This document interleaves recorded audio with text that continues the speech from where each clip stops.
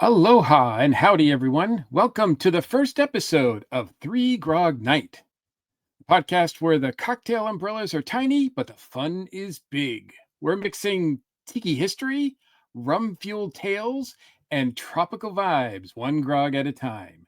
Ready your mugs and let's get groggy. I'm your host, Mike Gordon, and I'm pleased to introduce you to the rest of our crew, starting with Jen. Hello, Grogladites! Groglidite. Love it. Love it. And yes, welcome to a brand new show. Brand new show from two familiar faces to a lot of people, I hope, right? Yep. And then we've also got Jonathan with us. Hey, everybody. Howdy. The architect of this new show that we're part of. This is going to be great fun, guys. I'm really looking forward to this. For those people who may not be familiar with any of us, all of us, this show, let's sort of introduce ourselves. I guess Jen, will start with you. Hello, folks. My name is Jen, aka Little Bit. It's been my nickname for like 30 years. Some of you might know me from the Dragon Con Report or just Dragon Con in general. But I am also a big fan of Polynesian, both vintage and pop culture. I'm part of the Home Bar Builders Club. Love me some rum, love me some cocktails, love me some tiki bars. All right, Jonathan, your extensive your history with tiki is very extensive. I know this. Hey, I started designing tiki mugs as horror in clay in 2011. Allison and I run the Atlanta Tiki Home Bar Tour and Inuhele Atlanta's Tiki Weekend, and have been working with Mike on the Dragon Con Tiki panel for a decade now, I suppose, Mike. Yeah, it's been we just did our 10th. And so we were getting groggy one night, and we thought it would be fun to have a little bit different tiki podcast and talk about some of the trends and some of the fun stuff going on and coming up. So, Absolutely. And how about you, Mike? I'm Mike Gordon. I'm a writer, small publisher, editor, that kind of thing. But about 15 or so years ago, 15, 20 years ago, I created a comic book called Tiki Zombie. And in which case, to be honest with you, before I did the comic, I really didn't know much about tiki culture. But the more I learned when doing the research, the more I figured out I have been a tiki fan all my life. I've been part of tiki culture has been part of me for as long as I can remember. So it was really something that really connected with me, and I've just loved it so much. And there is a strong tie with Dragon Con because we did sort of I did sort of figure out or come up with the idea for Tiki Zombie while I was at Dragon Con one year at a tiki party. So my way of saying thanks to Dragon Con for introducing me to tiki proper was to host the Tiki Pop Art panel every year. They've been gracious enough to let us do it every year. Jen, I know you've been on it for the last 2 or 3 years, right? And Jonathan's been there since day one. So for the last 10 years. And that's always fun. The tiki community in Atlanta is pretty strong and has been for a while. So, and apart from that, much more of a fan of the artwork and the aesthetic than anything else. But I always love talking about different aspects of it. And there's so many different aspects of it, right? We've talked about it on the panel over and over again, and we've done 10 of them, and no two have been the same because there's always some sort of new thing to talk about, right? So doing a podcast like this, I think, allows us to even explore more in depth the range of, because it's not just about Polynesian pop, is it? It seems like it's more than that. It is. It's just the same way we label everything to give people a quicker way to understand what we're talking about. You know, we put these catchy or short labels on something, just like music genres or scenes. You know, we have new wave and pop punk and rockabilly, and but they're all so broad, and it was almost, or alternative. What does that mean? There's so many subgenres and aspects of it, and it's the same with tiki culture, which and I do want to throw out there that I feel weird still now every time I say tiki, because there is these days the broadening conversation of using that describing things of tiki as tiki, when a lot of times they weren't actually created by islanders or Pacific Islanders. I mean, native cultures. It's made, it's created by white people. It's, but so that's one reason I use Polynesian pop. But it is broader than that, because all the art and the influences these days is no longer just Polynesian. We have Asian, there's Mesoamerican, more people collecting Mayan style or South African styles and incorporating it into their bar aesthetics. And you can tell that I'm drinking rum because I just rambled. That's all right. Yeah, I think it's pretty fair to say we're gonna keep it pretty big tent and pretty broad, and this is going to be exploring all the different facets of Polynesian pop art, a little bit of historical context, and try and keep it light, and have some good guests, and have some good conversation, and some good rum. Yeah. Speaking of rum, there are three of us, which means there's three different drinks. What is everyone imbibing this evening? Okay, I'll start. I didn't feel like I was running late. I didn't have time to wash out one of my actual mugs, so I'm using my tumbler here from Drunken Dragon Hotel. But I am doing a mix of, I don't know if they have it outside of Texas, but we have a local-based rum called Island Getaway. I discovered them about a year ago. They were originally, I believe, out of Dripping Springs, which is essentially the Austin, Texas area. But they are relocating up to Dallas and starting to do pop-up partnerships with the awesome couple who used to run Swizzle, which was the most popular tiki bar in Dallas. They unfortunately closed a few months ago, but they're still doing events and pop-up. Anyway, Island Getaway rum. It has quickly become one of my affordable favorites. A bottle is $20. They already have, I think, 5 flavors. I am particular on their dark rum. It's got a great caramel molasses flavor. Adds a slight bit of funk to whatever I mix it with. Tonight, I mixed it with some simple syrup, some passion fruit juice, and orange juice. Wow, that sounds just very for a tasty. quick and easy. It probably is a recipe out there somewhere. I don't know the name of it. It's just what I had on hand, and I threw it together. I mean, some of the best concoctions, I think, are that way.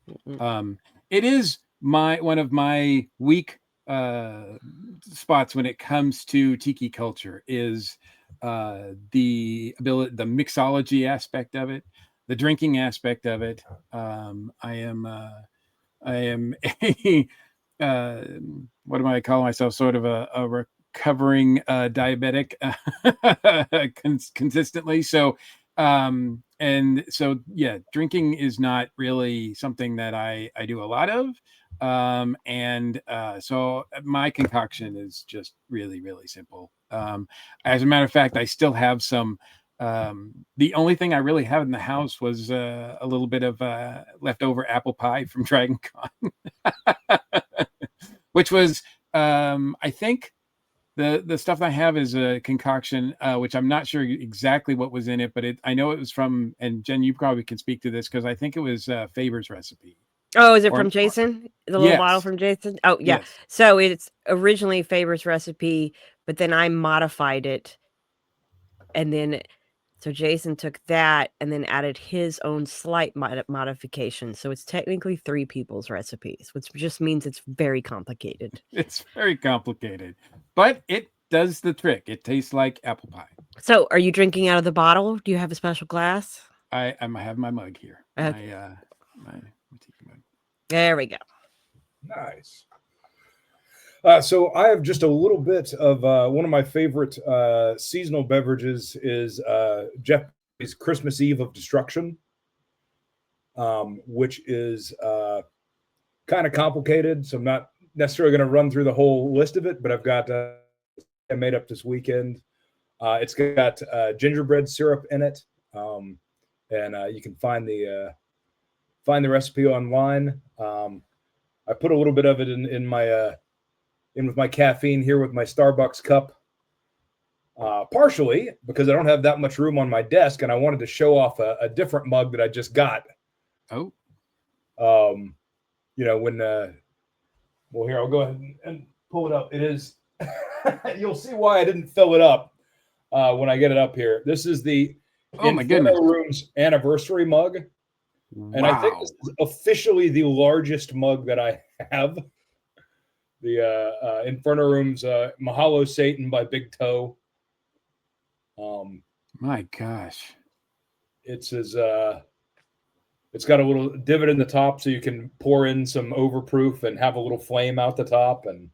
But it is gargantuan. It is a serving vessel as much as it is a sipping mug. Or you could use that as a party bowl almost. Yeah.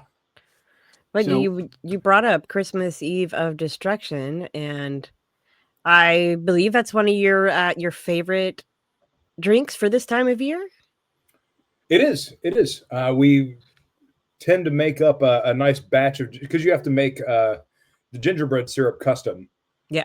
And so we'll make up a batch of that before Thanksgiving and have it for any hosting that we do. We have a big home bar down. We've got Lelo Tai, if you look around, the Den of Monsters for Horror and Clay. And we put up all the Christmas decorations down there. So lots of lights, lots of Santa hats on all the tikis, lots of special lighting and that sort of thing. So it's really common to have the bar cleaned up before we get into Inohele mode and it becomes a warehouse. And so we'll make up a Christmas Eve of Destruction. And I guess we could probably throw that recipe in the show notes. Yeah, we could. I just did a brief lookup. I found 16 different recipes, so you'll have to tell me which one's the right one, because apparently a bunch of people made their own riff on it. That's the thing I gotta say is kind of it's interesting that I found about tiki culture, but the tiki bar scene is that it seems like even though they're called the same thing, like no two drinks are alike. Like I have been to many tiki bars and ordered the usual things that I order are, well, one thing that I almost always order is a zombie because I do like me a zombie, and it is different everywhere I go.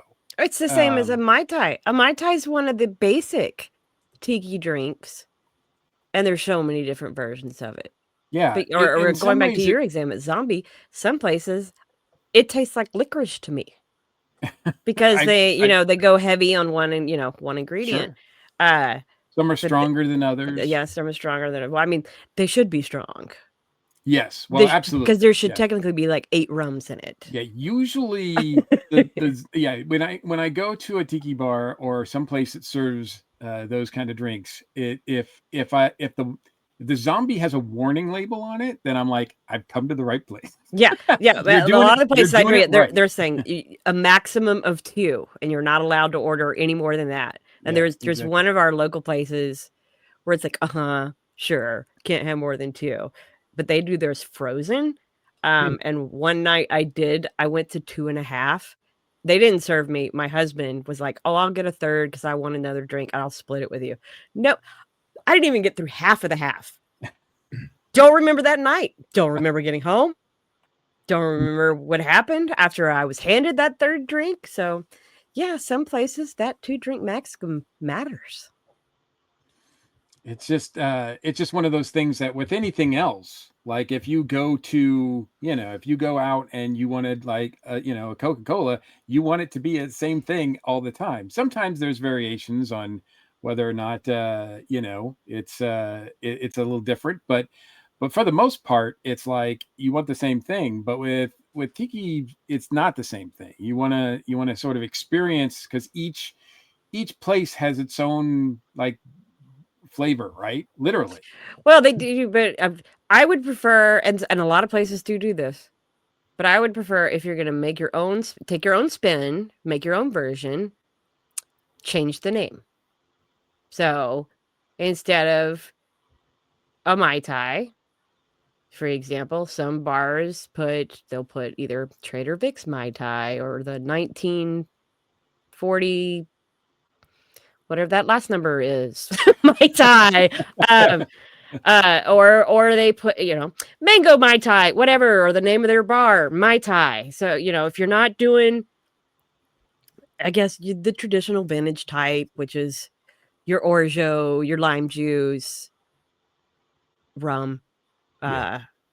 uh, If you're curacao, dry curacao for nods, preferably. That just slightly change the name. Then I have an idea of what I'm getting.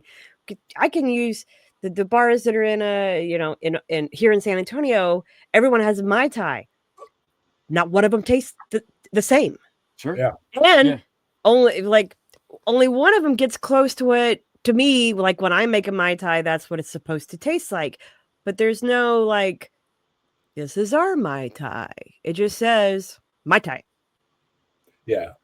For me, the biggest gotcha with a Mai Tai, particularly we have to be sensitive of with Allison, is if they make it an agricole Mai Tai. Like, it can be a delicious thing and it tastes like a Mai Tai, but it is substantially different. Yeah. So like that's for me, that's the gotcha is you want to definitely ask the bartender, especially if it's a craft place that has a lot of agricoles, like, is this a Mai Tai or is this an agricole Mai Tai? Or I'll do that. Is this rum or is this rum? Like, because adding that H totally changes what's going on with that drink. So, and I think a lot of that is because, I mean, correct me if I'm wrong, but my understanding is a lot of it is because back when all of this, this sort of thing started with Don the Beachcomber, Trader Vic's, they were so competitive along with a lot of others that they didn't want their recipes public. So they kept their recipes hidden, and yet they still wanted to service the same clientele. So you wanted to say, like, that place across the street, they have a zombie, but they don't have a zombie that's as devastating as ours or as good as ours, right? It's much easier to find the Trader Vic's recipes, or at least the blends, especially because they started selling their recipe books very early on. But Don the Beachcomber, I mean, you have sleuths on the internet doing whole series of YouTube videos of breaking down how certain syrups were made because, those recipes weren't shared. Like the gardenia mix. Holy cow, has that been a difficult one to break down and make it taste the way it should taste? Yeah. That's part of the fun is if you're into mixology, and that doesn't even have to involve alcohol, but like figuring out the flavor profile of something and trying to break it down by what you think's in there. That there's some sophisticated palates out there who are able to figure some of this stuff out. Yeah, that's not me. Yeah. Me either. But I do intend, like, that's what I'm looking forward to, because talking with you guys just in the last like few minutes, I mean, there's terms that you guys are throwing out that I'm not aware of. So yeah, I'm definitely going to be like the newbie here and allow people who are not familiar, because I get the question too, and I'm sure you guys do too, the people who are not familiar. are like, what exactly is tiki? And it's that, that, as you pointed out, Jen, it's a general term that it doesn't really, it's not really as applicable as it once was. And we don't know if it really ever was or it should have been called that to begin with, but it just kind of got that label, and it is stuck with it, because when they were first, creating these bars and these like places of escapism, they weren't trying to do anything like legitimately authentic, right? They were just trying to provide escapism, a good time with the things they had on hand. Yep. Which was a lot of rum. Apparently. Well, I mean, that's part of what led to the style that they retroactively defined as tiki style, was distinct from the beachcomber style that went before it, was partially the marriage of that those Caribbean rums with the South Pacific styles and some of the modern technology, and things like the influences of the people returning from the Pacific Theater, and like the Hawaiian statehood movement, and all of those different elements that combined to be early and late tiki style, and then tiki devolution, and then the rediscovery that started in the 90s, and everything since. Isn't it kind of wild that 90s is when it starts kicking off again, and that's also when like swing dancing kicked off again and rockabilly started getting popular again, and these are cultures that all circle around each other and in and out of each other, and all kind of had the resurgence, and all with retro leanings. Well, and the thing is, so pre-internet, really, like, the culture cycle followed the sort of pattern of like the grandparents downsizing and moving into assistant living, or moving in with their children, and dispossessing themselves, and the students and the young people buying what they could afford that was cool out of the thrift shops. And that, if you look at it, like the 30s, the 50s, the 80s, it's all sort of the same sort of thing coming back into vogue, and then adding whatever the new technology is.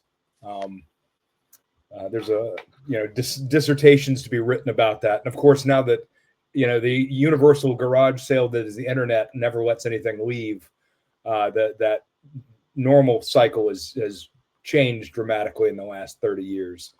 But all of it makes all the sense in the world for all of that 50s stuff to be, leaving grandpa's attic and going into the thrift stores in 1990, plus or minus 5 years. I mean, the people that were in Southern California that were getting into the rediscovery of tiki bars, like, were all like sort of graduating out of the punk scene, and used to talk about drinking in the grandpa bars. Like, the discovery of all the unified culture that is tiki collecting, all your shot glasses and matchbooks and all that stuff, were Jeff Berry and Otto Stroheim and Shag and all those guys drinking in grandpa bars and realizing that there were unifying elements to be found and tracked down. Plus I think the emergence of lowbrow art, which was sort of a rebellious punk, if you will, inspired movement against sort of the establishment of what was considered fine art, also incorporated a lot of like kitschy things, and tiki was included in that. So that sort of branched out art-wise that way. And it's still, I mean, we're still getting ripples of it to this day.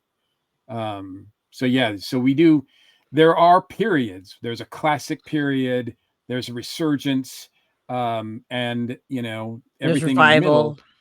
And revival, right? And then so then that creates like purists, quote unquote, who are, who can be, pretty strict and pretty, gatekeeperish. And so then you have like the people who are into like the newer stuff, and then you got that situation where the people who are purists or more interested in classic tiki, they're like, that's not real tiki, and then you sort of have that debate that goes on. And sometimes that can get pretty heated, but that's not something that we are going to try to be here, which is heated. But I do like the exploration of all of those facets of it, because I'm fascinated by all of it. There's so many.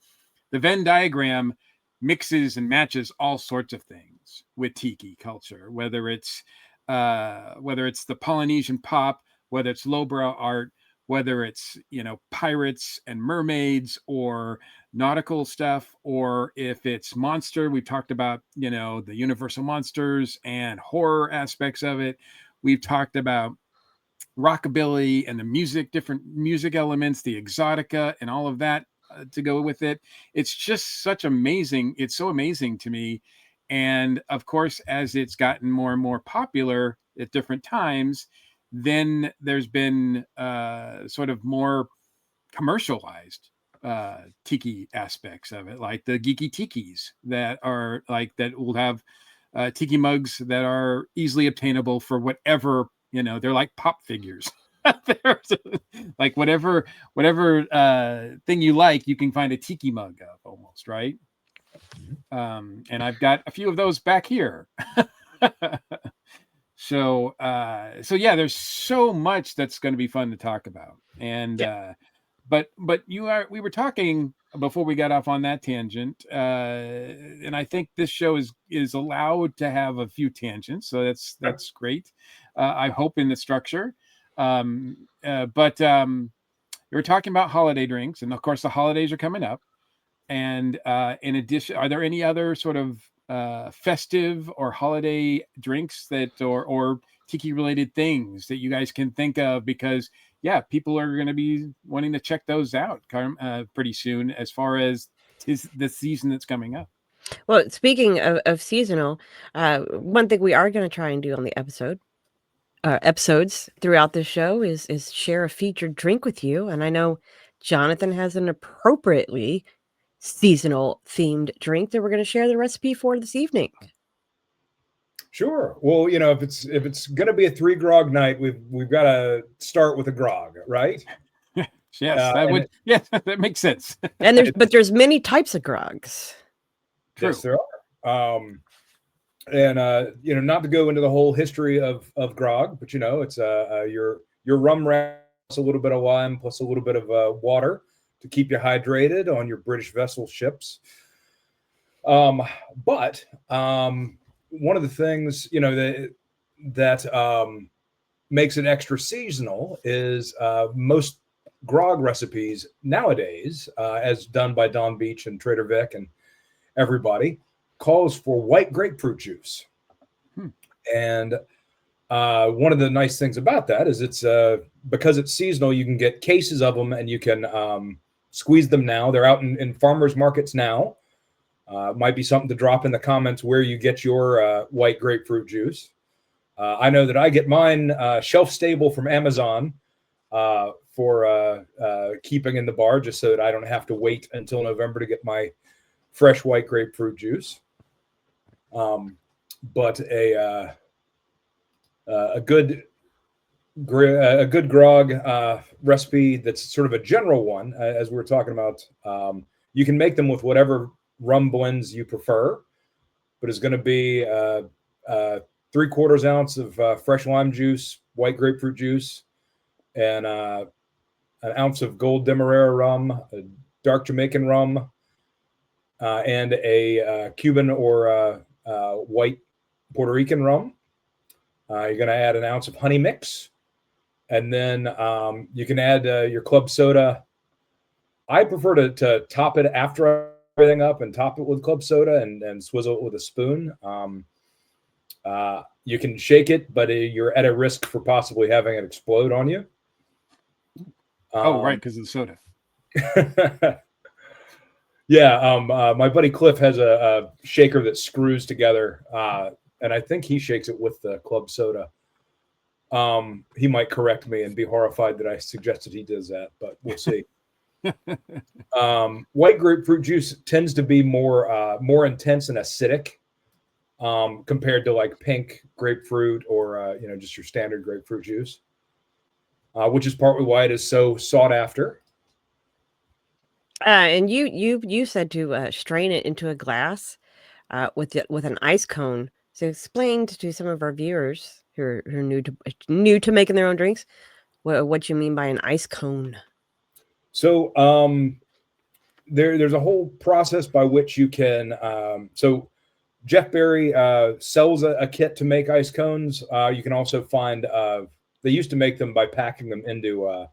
I think they're Pilsner glasses that are the cones, but you basically pack it with shaved ice and freeze that solid so that it freezes into a little shape, and put that to melt in, dilute and melt into your Navy grog.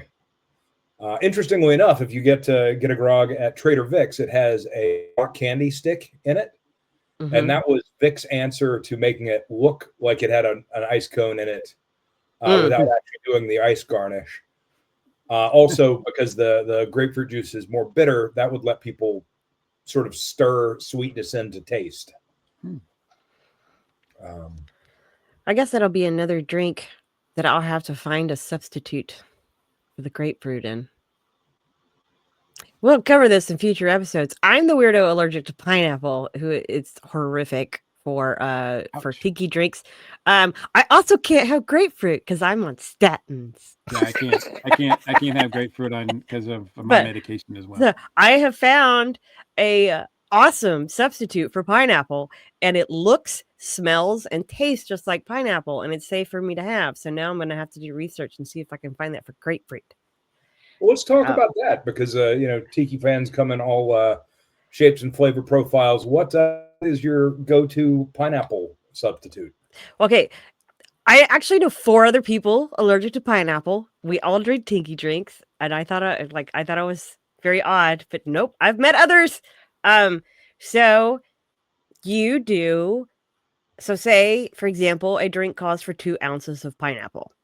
What you're going to do is do 1 ounce of sweet and sour mix, 1 ounce of OJ with a splash of an apricot liqueur. Shake it up, and it's going to come out very close to the same color as pineapple juice. A little bit different, say, like some bars use canned, like Ocean Spray pineapple juice. That's a slightly different color than using fresh. But this substitute, we were actually playing with this at one of our local bars last week, and we tricked 3 other people into choosing the substitute as the real pineapple because of the color, taste, and smell, at least compared to canned pineapple juice. It smelled more authentic. And according to my friends who can drink pineapple, it tasted just like pineapple was in a drink once it had been mixed into a cocktail. So I haven't been able to taste pineapple since I was about 12. Now, if I have it, I instantly just taste metal. And if I keep having it, then my throat closes up. So, so no go. Yeah. But that is good information to have. So there's got to be a substitute for grapefruit out there that I can find somewhere. Although, to be fair, I typically will still drink. I'll have one. On average, when we go out to a tiki bar, I have 3 drinks, and if I'm in the mood, I'll have 1 drink with. I'll allow myself 1 drink with grapefruit, but I put it in the middle so that I can bury it with other stuff, and hopefully it doesn't affect the statins too much.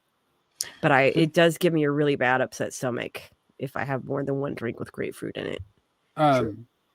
Jonathan, for those folks who are not familiar, like myself, because I am not a big grapefruit guy. What is the difference between white grapefruit and regular grapefruit? It's just a lot more tart, and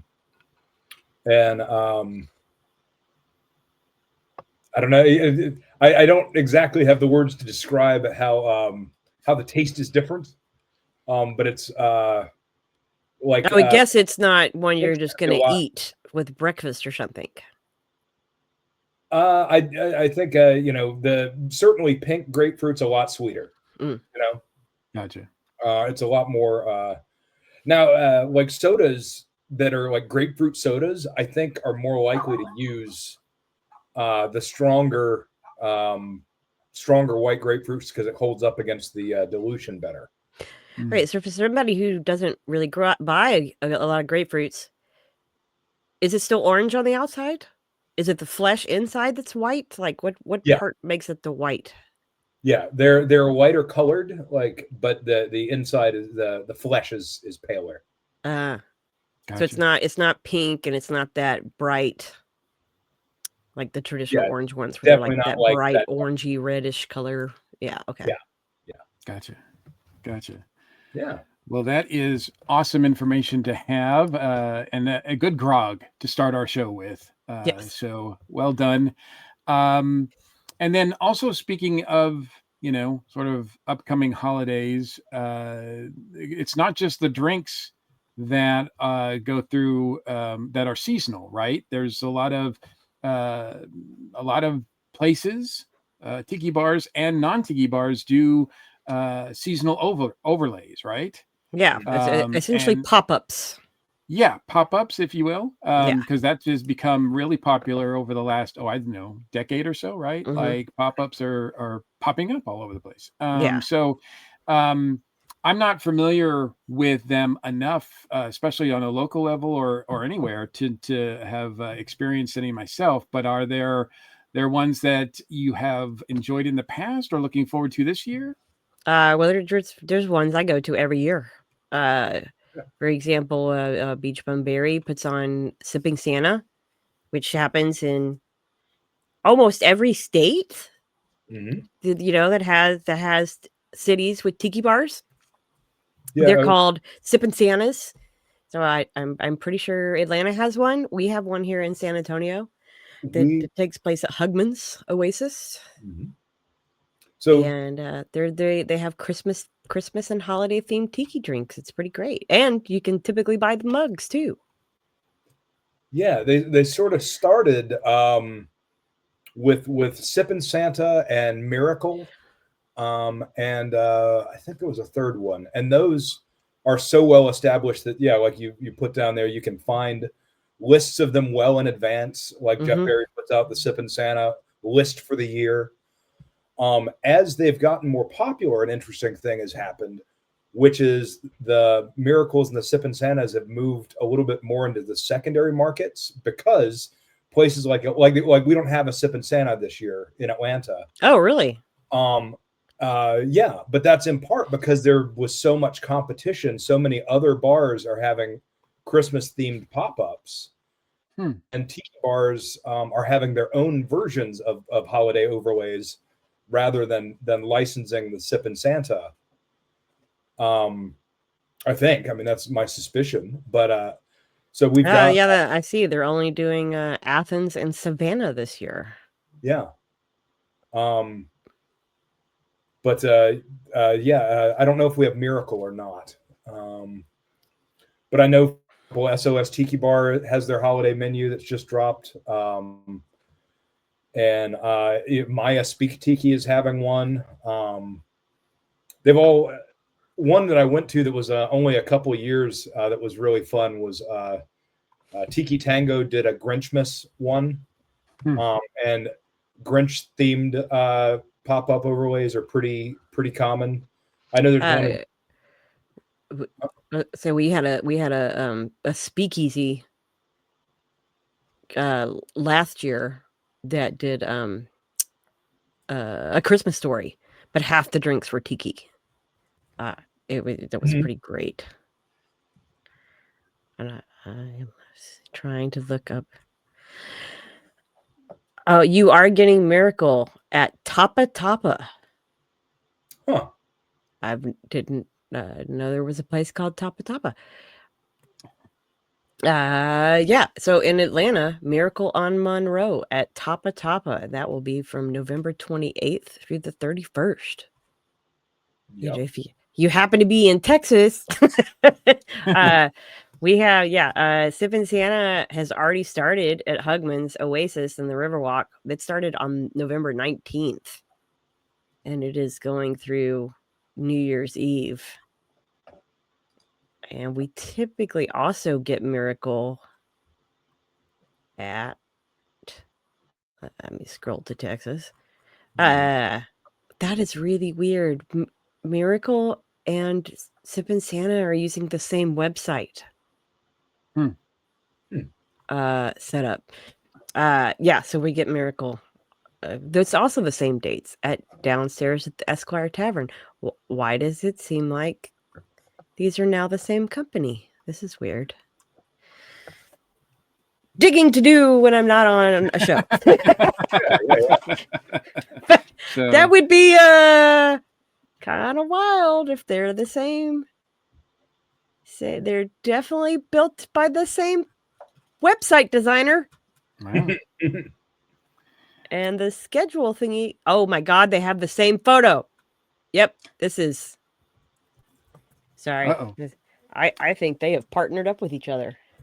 So here you go. At the top of the Sipping Santa pop-up website, there's a button to click on the Miracle. So yes, they are the same company now. Interesting. That is wild. But it sounds like there's a lot of now, if you're depending on the area that you're in, and if you're in an area that's conducive to having a tiki bar or a tiki scene, that there are a lot of options to go to as far as seasonally, right? To try out new drinks, special drinks, get special merchandise. It's special drinks, yeah. And let's actually specify here. Sip and Santa is tiki, but it's Christmas tiki. Whereas Miracle is more, there might be some tiki inspired drinks, but it's more considered your Christmas cocktails. But translation, you're going to get a lot of sugar. Of course. Well, yeah. And of course, they have holiday decorations. I can see, who is this? Let's see. Miracle this year has a Krampus mug that they'll be selling. And a unicorn that looks like an ornament. A Santa mug. Two different Santa. Oh, a Santa. I'm just going to call it a Mai Tai glass. There's a fa la la la la barrel. A bottom half of Santa's body. Okay. Mug. And then of course, at Sip and Santa, they always have like Santa surfing zombie glass.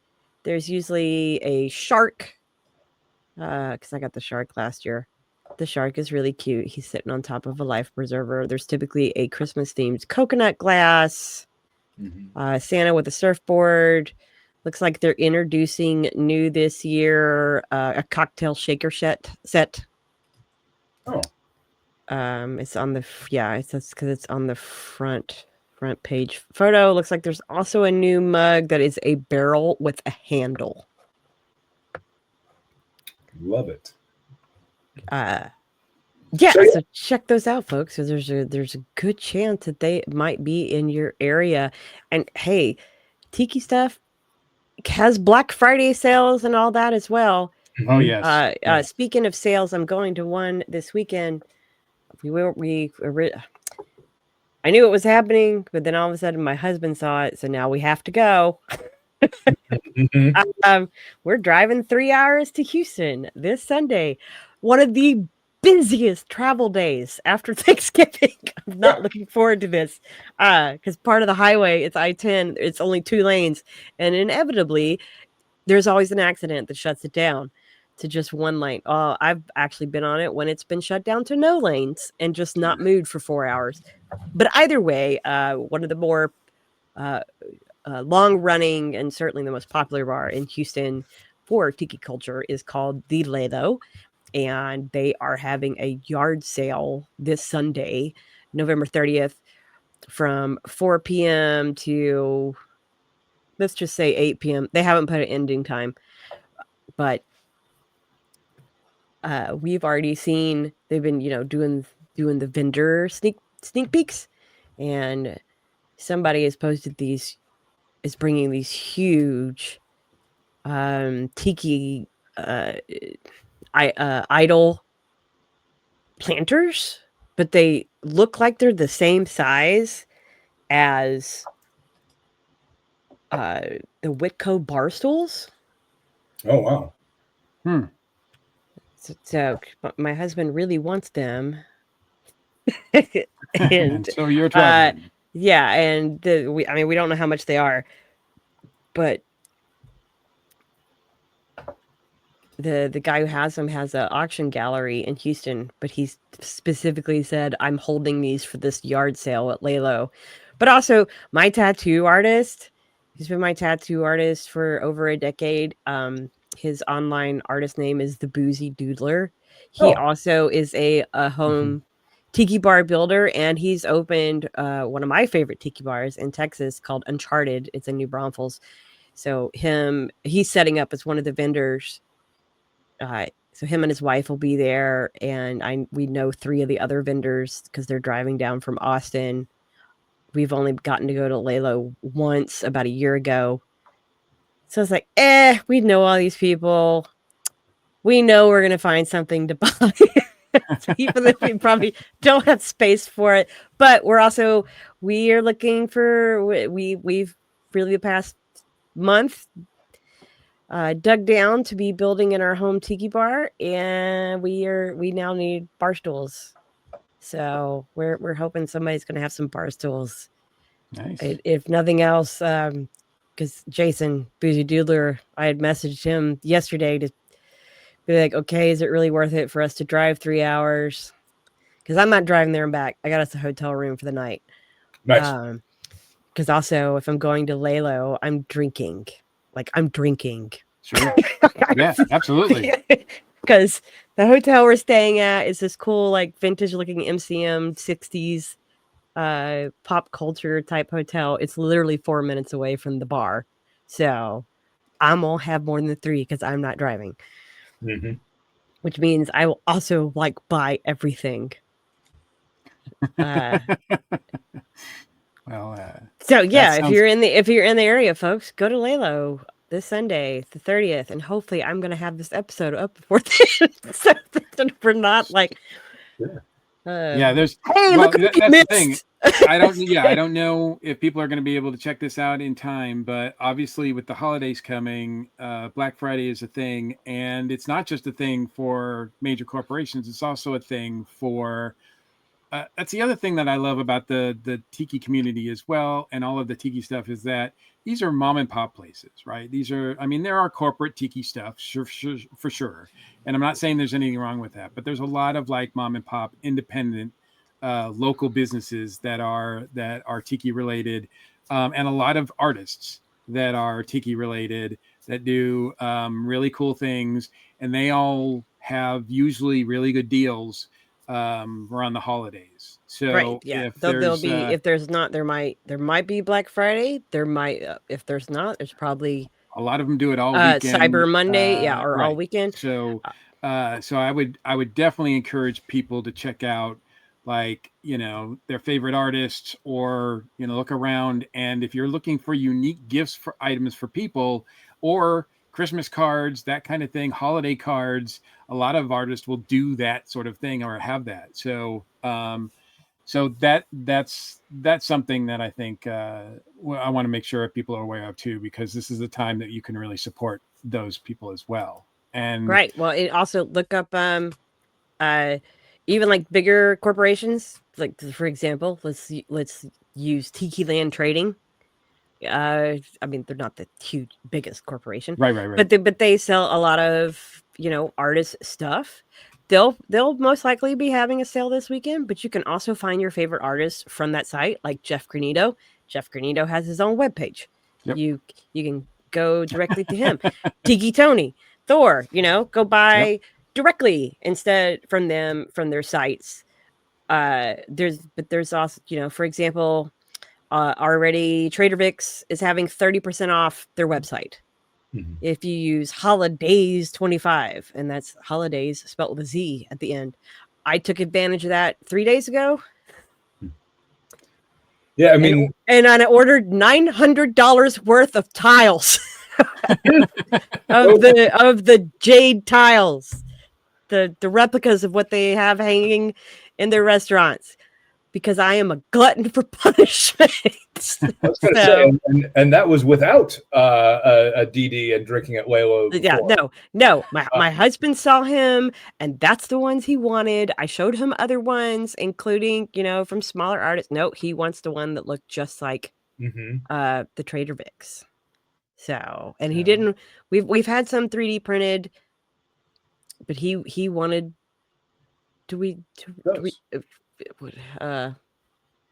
Yeah, he wanted those. You wanted those, and we got 9 of them. And I will say too, as because with Horror and Clay we sell glassware and things. It's been a tough year for con vendors of all stripes. Oh yeah. A lot of people have had their imported tried and true perennial bestsellers triple in price this year. A lot of shows have had poor attendance this year. A lot of this is a really good year to make that decision that you're going to shop small and shop local and support your local tiki artists. Because I don't know anybody that's just feels like this has been the best year of ever for them. Yeah, no, absolutely. Speaking of local tiki artists, a local tiki artist right here on the show has an event with tickets for sale already coming up. Oh yeah, who could that be? Who could that be? Yeah, I guess obligatory plug for Inuhele, Atlanta's Tiki Weekend, which is running January 23rd through 25th. Our room block closes at the end of December. Here's a question, and I think you missed this when I had asked it to you about a month or so ago. So your hotel is the Omni. That's your host hotel. Yep. And are they requiring a deposit upfront when you book your room? Okay. They are not requiring a deposit when you book your room. So that is wild. Because I am so used to Dragon Con rooms, and I'm in Cortland where I have to just pay for the whole year up front. Like, whoa, no deposit. So that might help people make a decision to go. Yeah, especially this time of year. I tell you what else might help, as we've had people request for a couple of years. This year we actually put together an app. So we actually have, through Yap, we've got all of our panels are loaded. You can take a look and actually do the favorite your schedule and create attendee profiles, and there's a pictures feed and all that sort of thing. But that's all loaded now, so you can go take a look.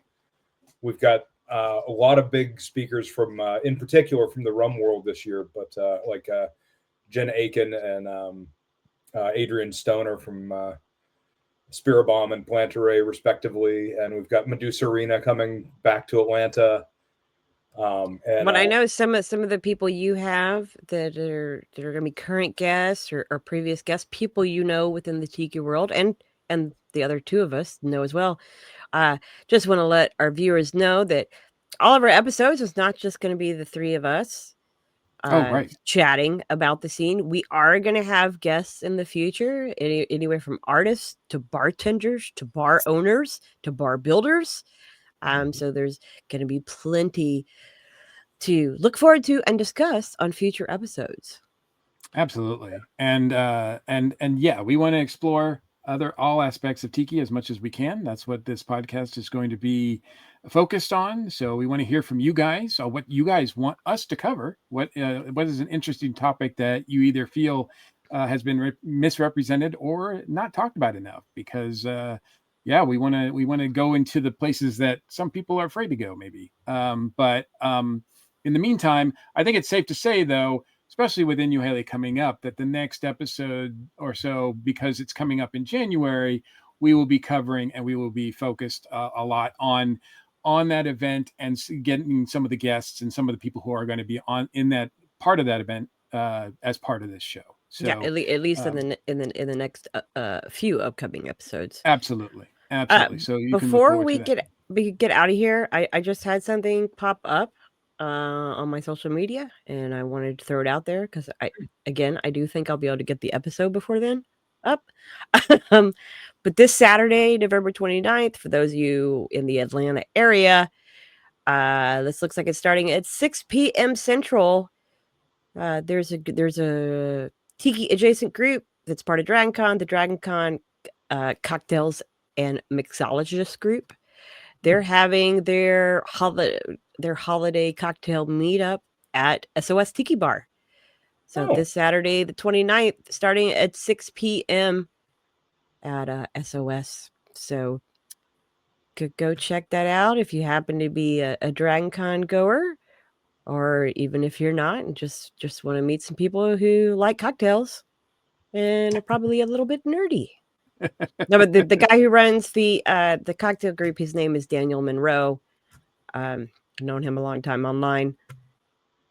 It looks like he's gonna get down there at least by 5 to try and get the initial group seating for the group.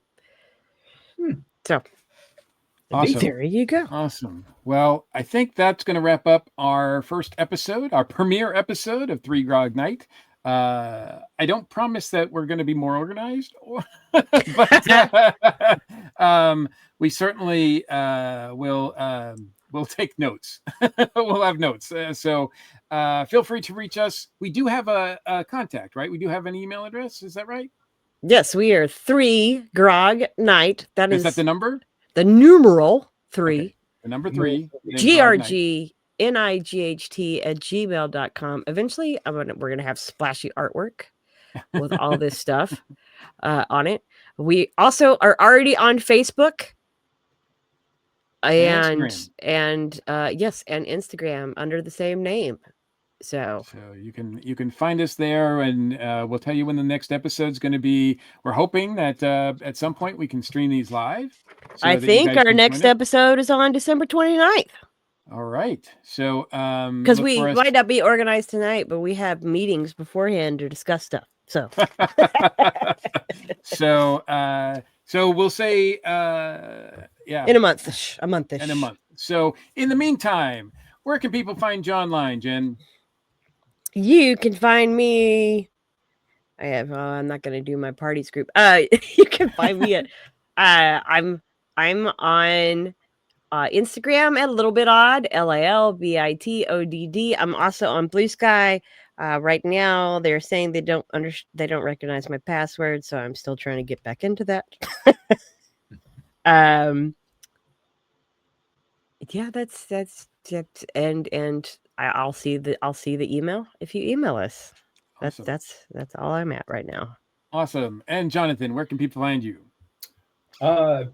Pretty much everything horror in clay and Inohele related. So that's at Inohele on Facebook and Instagram, and at horror in clay, same at Facebook and Instagram, and the websites for both of those places: www.inohele.com and www.horrorinclay.com.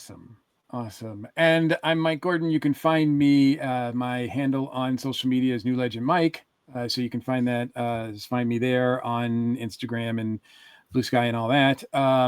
As well as I'm also a co-host of the DragonCon Report. So I think we've got one more of those that we're recording before the end of the year. On December 8th.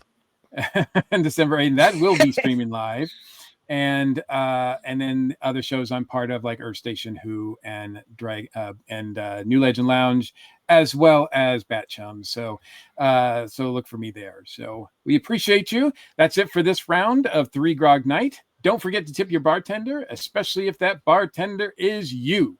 We'll be back with more rum, more tiki tales, and more excuses to shake up something delicious. Mahalo mucho. And happy holidays. Happy holidays.